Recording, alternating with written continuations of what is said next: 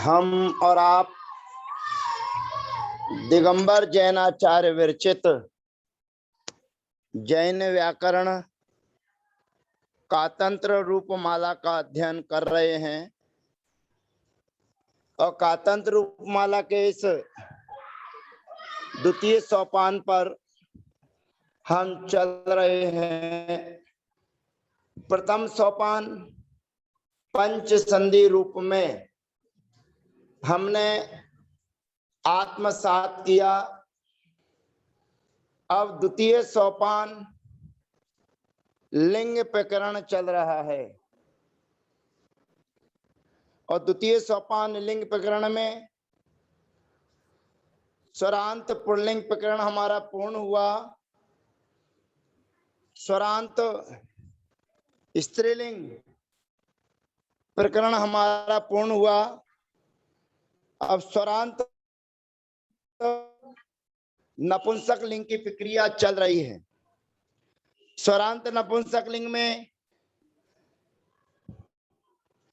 अकारांत शब्द में कुल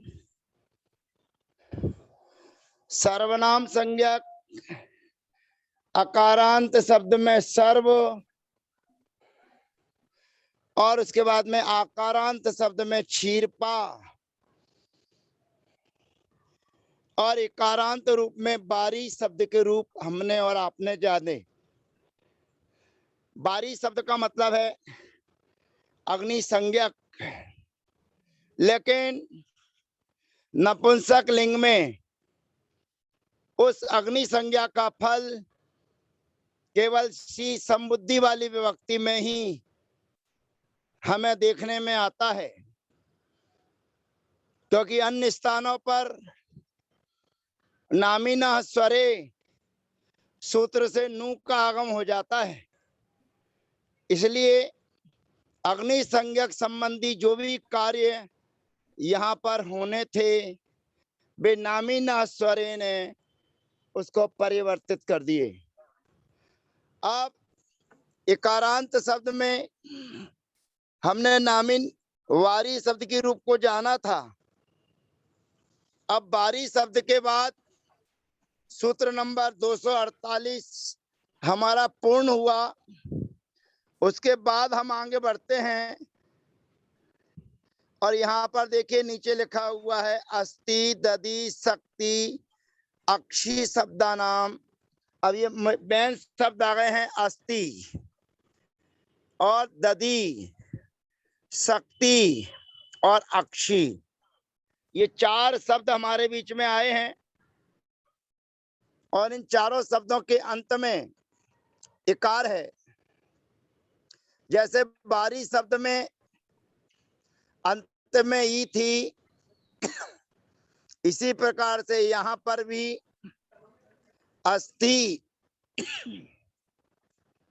दधि, शक्ति और अक्षी, ये चार शब्द हमारे बीच में आते हैं। इन चारों शब्दों की प्रक्रिया एक सी ही रहती है, परंतु हम सर्वप्रथम अस्थि शब्द को लेते हैं। अस्थि माने हड्डी। हमारे शरीर में जो हड्डियां होती हैं उसी का नाम है अस्थि। अब ये अस्थि शब्द से शी और अम विभक्ति लेकर आते हैं और सी और अम विभक्ति के लेके आने पर नपुंसकात् सेमोर लोपो न च तदुक्तम, उस सूत्र के माध्यम से सी और अम विभक्ति का लोप हो जाता है बारी शब्द की तरह। तो सी और अम विभक्ति में पहला प्रयोग बनता है अस्थि। अब द्विवचन में औ विभक्ति के आने पर औ रीम सूत्र हमारे बीच में आता है। वे औ के स्थान पर ईम आदेश करता है। ईम का मतलब है बड़ी ई आदेश करता है और उससे औ के स्थान पर ई आदेश हो जाने पर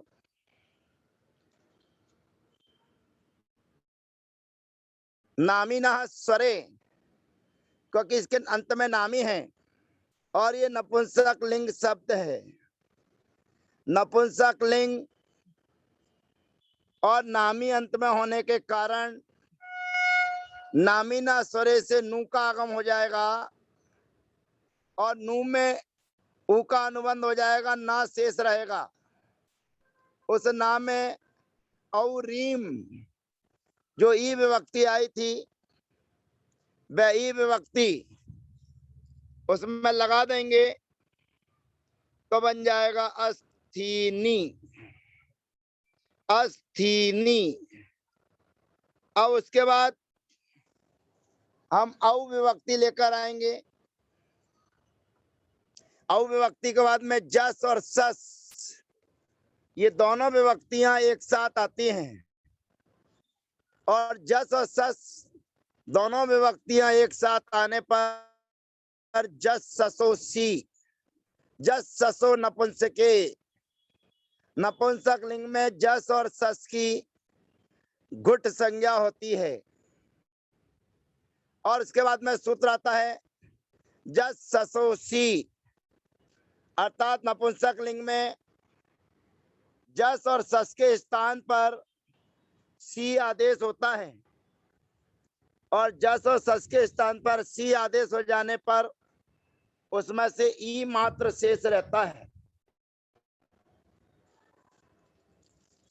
और ई मात्र शेष रहने पर अब यहाँ पर दो व्यवस्थाएं हैं। जस और सस के स्थान पर जो शी आदेश किया है और जस और सस की पहले ही घुट संज्ञा कर दी गई है और घुट संज्ञा के होने पर हमारे बीच में नामिना स्वरे, ये सामान्य सूत्र है और धुट स्वरात घुटी नु, यह विशेष सूत्र है और विशेष सूत्र की जब प्राप्ति होती है सामान्य विशेष और विशेष विधिर बलवान, सामान्य और विशेष की जब चर्चा चलती है तो विशेष विधि बलवान कहलाती है। विशेष विधि का मतलब यह है कि नामिना स्वरे ज्यादा सूत्रों के लिए काम कर रहा है, ज्यादा शब्दों के लिए काम कर रहा है। स्वर तो बहुत मिलेंगे लेकिन धुट स्वरात घुटीनु वह केवल एक ही जगह काम करेगा जहां पर धुट है। तो धुट के होने पर यहाँ पर धुट स्वरात घुटीनु से नू का आगम होगा और धुट स्वरात घुटीनु के आगम के होने पर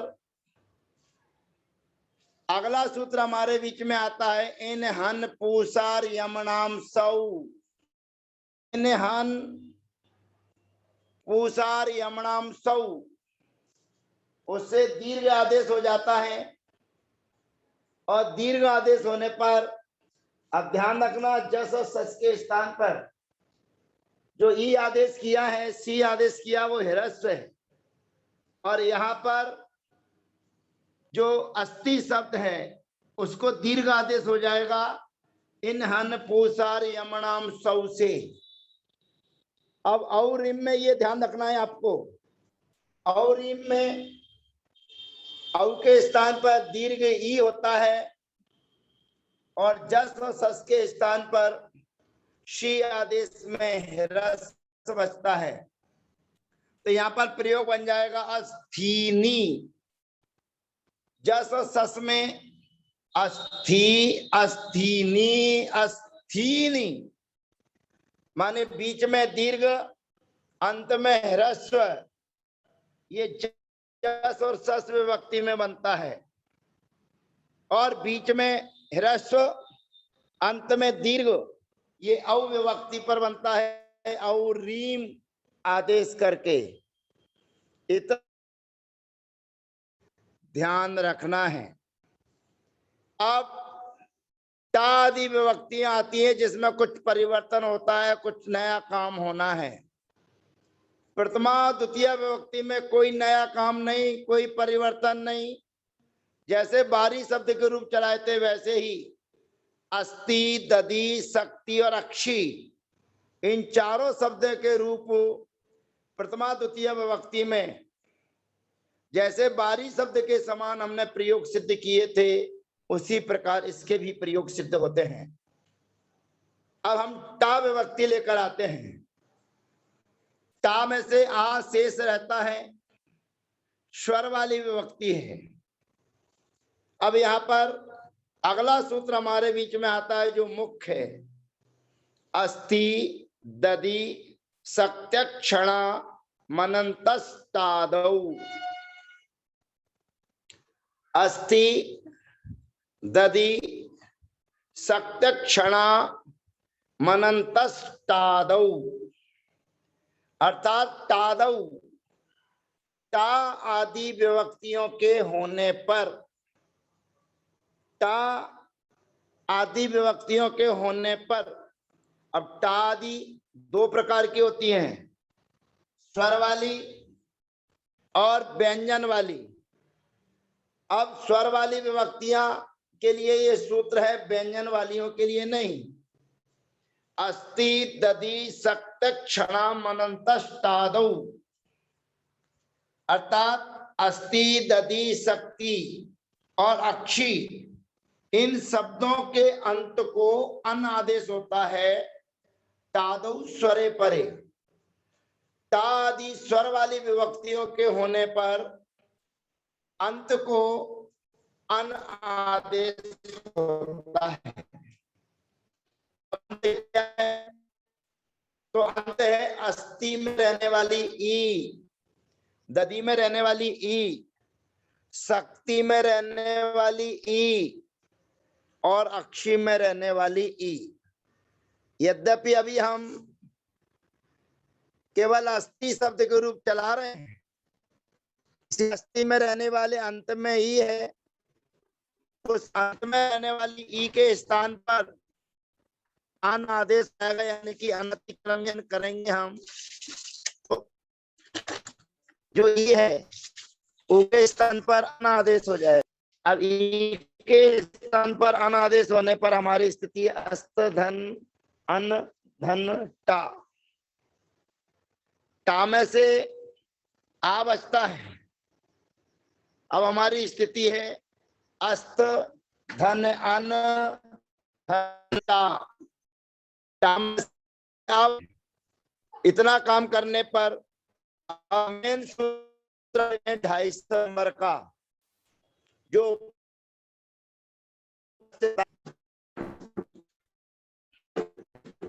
50 नंबर का सूत्र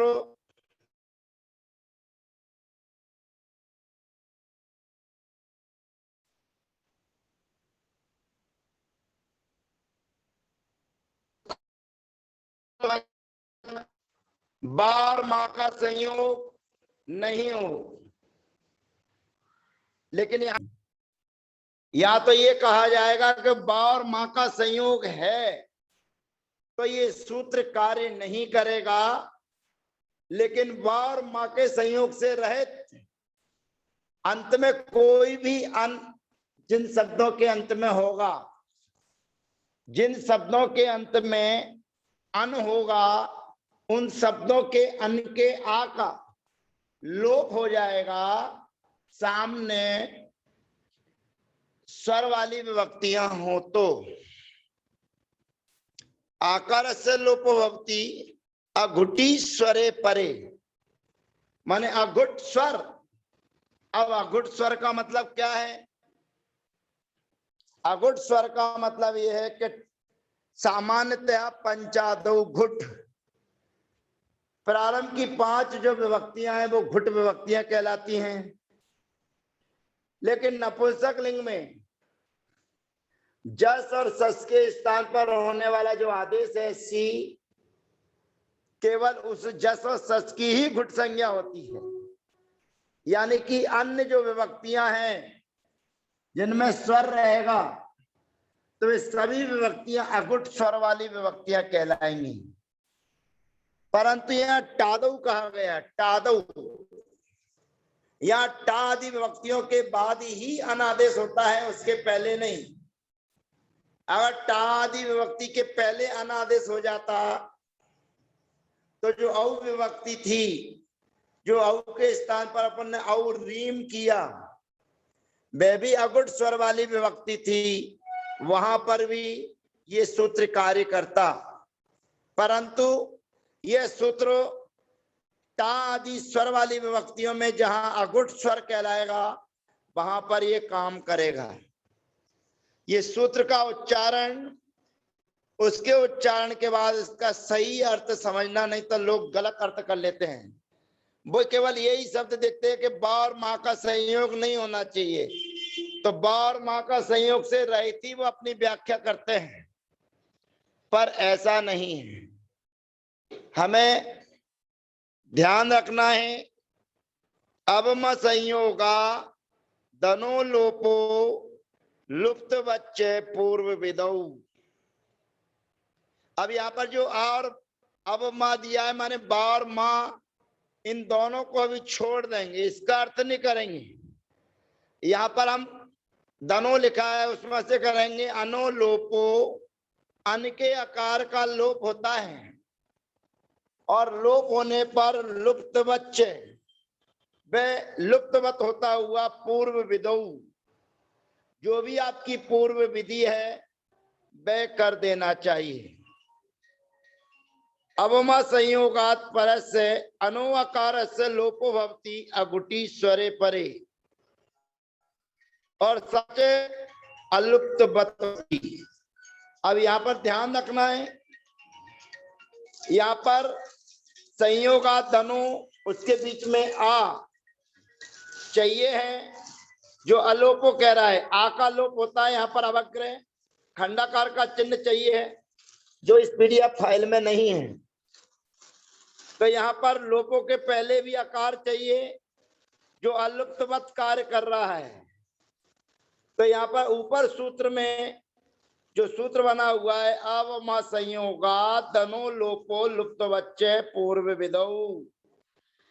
अब ये सूत्र ये कह रहा है कि जिन शब्दों में यदि बा और माँ का संयोग है तो ये सूत्र अपना कार्य नहीं करेगा, परंतु बा और माँ के संयोग से रहित, यानी किसी का संयोग हो अथवा ना हो, कोई भी सामान्यतः संयोग किसी के साथ किसी का है, तो वहां पर जो अन है उस अन का लोप हो जाता है।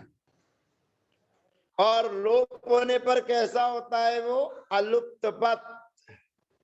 अलुप्तवत कहने का मतलब यह है कि जो अस्थि था, उस अस्थि के ई के स्थान पर अपन ने अन आदेश किया, अब आ का भी लोप कर रहे हैं, और आ का लोप करने पर यहाँ पर तीन व्यंजन हो जाते हैं, सा, था और ना। ऐसी व्यवस्था होने पर कुछ अन्य सूत्र अपना कार्य ना कर दें, इसलिए आचार्य भगवंत को कहना पड़ा कि लोप होने पर भी अलुप्तवत, यानी कि लोप नहीं हुआ है ऐसा जानना चाहिए। और अलुप्तवत कहने से जो अन्य कार्य यहाँ पर संयोग होने पर होते, वो अलुप्तवत कहने पर नहीं होगा। अब हमारी स्थिति है अस्थ ना धन टा, टा में से बचाता आ, तो वो व्यंजन मस्वरम परवर्णम नए लगाएंगे तो बन जाएगा अस्थना। आप देख रहे हैं लोपो लुप्तवत के बीच में अवग्रह का चिन्ह आ चुका है।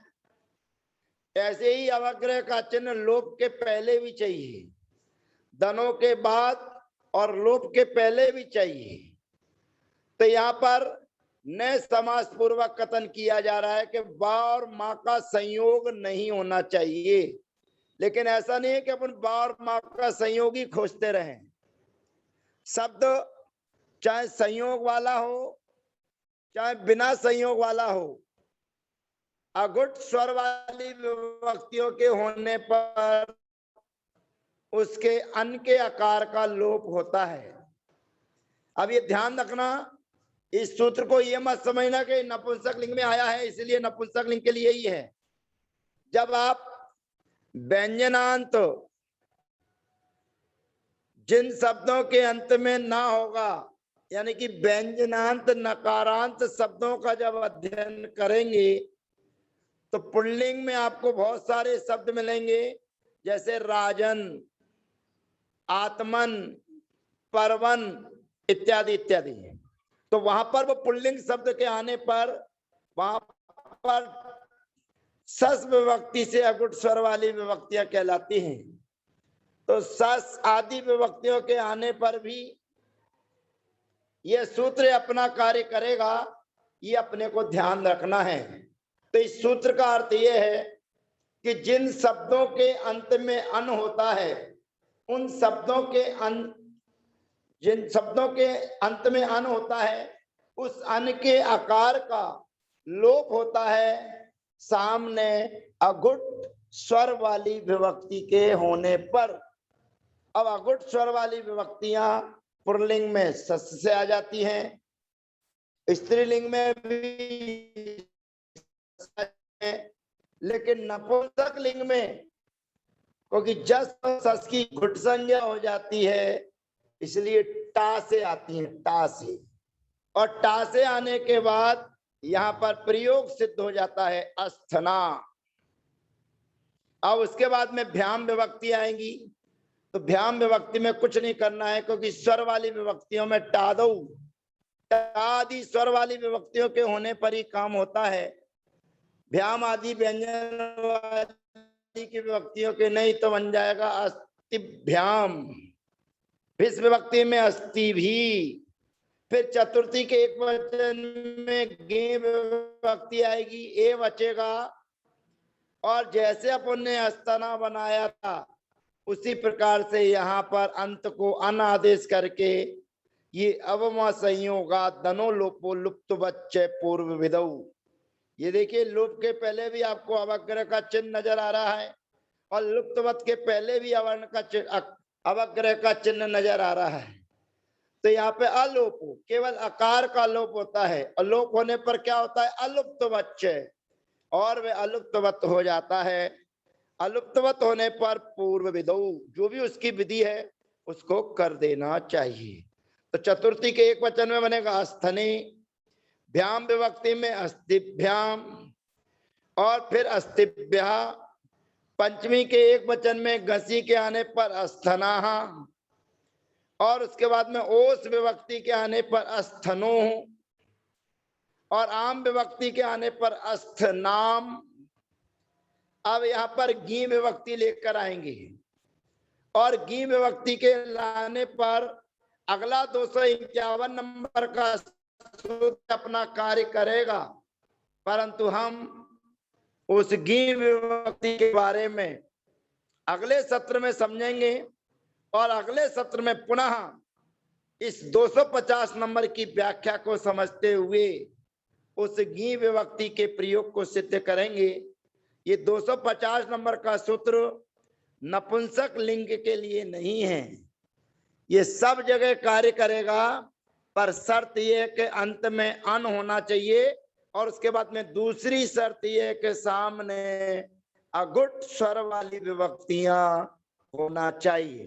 अतः इस सूत्र की विस्तृत व्याख्या और गी विभक्ति की शेष चर्चा हम अगले सत्र में आपके बीच में रखेंगे। तब तक के लिए जय जिनेन्द्र, वंदना, सबका यथायोग अभिवादन।